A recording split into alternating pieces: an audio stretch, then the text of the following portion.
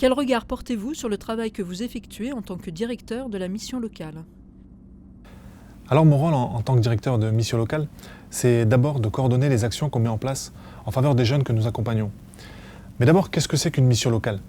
Eh bien, c'est une structure qui permet aux jeunes de 16 à moins de 26 ans d'être accompagnés et de bénéficier d'un accompagnement socio-professionnel. Je dis bien socio-professionnel, parce que les conseillers de la mission locale apportent aux jeunes un accompagnement tant sur le plan professionnel que sur le plan social. Les jeunes rencontrent des difficultés, vous les connaissez, les problèmes de logement, de mobilité, les problèmes de santé, mais également les problèmes de délinquance et les problèmes de drogue. Ce que l'on essaye de faire au quotidien, c'est de permettre un accompagnement global et permettre aux jeunes de devenir acteurs de son insertion. Son insertion, encore une fois, sociale, mais également son insertion professionnelle.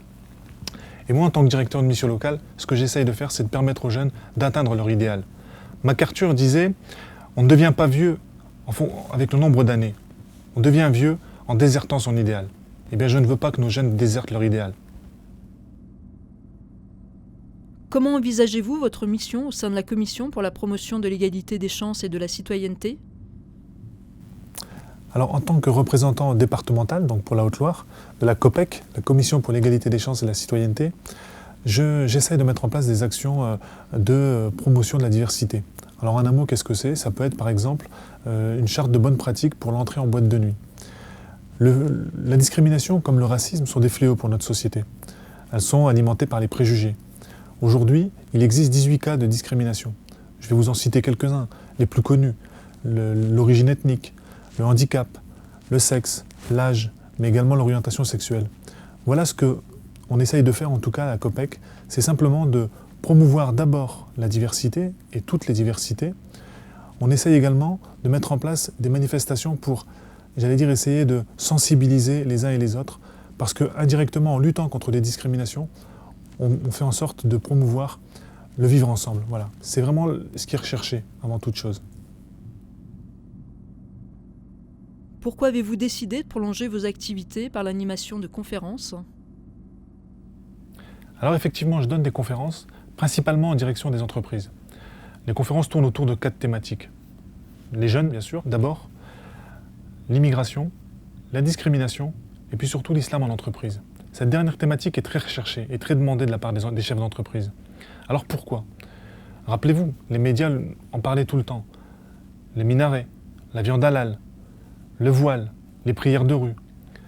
Aujourd'hui, l'image du musulman, c'est un peu ce que j'ai dit.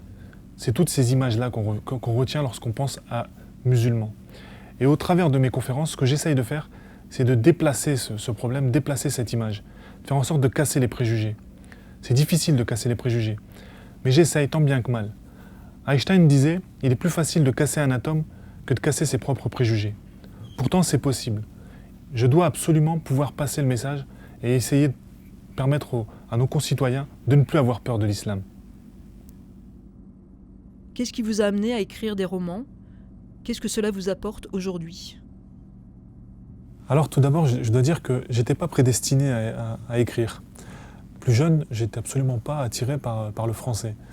Donc voilà, ce qui m'est arrivé, c'est qu'à force de faire des insomnies, j'ai eu l'envie, le besoin d'écrire et de raconter mon histoire. J'avais probablement, des comptes à régler avec mon enfance. Et donc j'ai raconté l'histoire d'un gamin de cité qui me ressemble beaucoup. Et j'ai, à travers ce roman, essayé de dénoncer tout ce qu'on peut entendre au travers de la cité, quoi, entre guillemets. Et donc ce qui est intéressant avec l'écriture, c'est que je peux, à travers des personnages imaginaires, leur faire dire tout ce que je n'ose pas dire au quotidien. Je peux témoigner, je peux dénoncer, je peux aussi parler de mes tristesses, de mes joies. Et ça, je trouve que c'est vraiment une force que peut nous procurer l'écriture. Aujourd'hui, j'ai écrit un deuxième roman, et à travers ce roman, je dénonce encore des faits de société. Voilà un petit peu ce que m'apporte l'écriture. C'est simplement de pouvoir passer mon message qui, globalement, gravite toujours autour du vivre ensemble.